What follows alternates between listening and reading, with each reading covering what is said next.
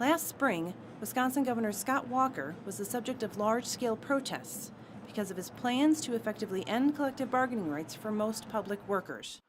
While it's led to a June recall election, it's also gained him admiration among conservatives. I mean, there's hardly anybody you can find who doesn't have a strongly held opinion about Scott Walker. Well, you know, that polarizing nature makes him a big-time rock star in conservative circles around the country. He is seen as increasingly a national figure, and he's capitalizing on that status to raise huge sums of money from outside Wisconsin for this recall election. My kids would chuckle for me being called anything rock star. I just think it's as simple as we've got a clear message, and from our standpoint, if it allows us to tell about how we've helped to start turn things around in Wisconsin, that's good for us.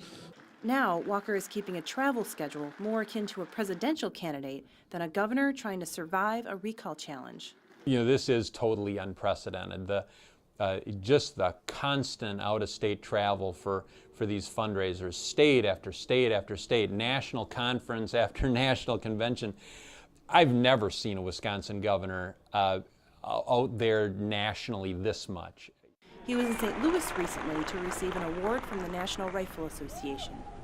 We're with you, Scott. We're with you too, we love it. All of this traveling helped him raise more than $12 million between January of 2011 and January of this year. That's the most ever raised by a candidate for Wisconsin office. Oh, it's just a small factor. I mean, I've made in the last month hundreds of stops. Only a fraction have been in neighboring states. Overwhelmingly, it's in the state of Wisconsin.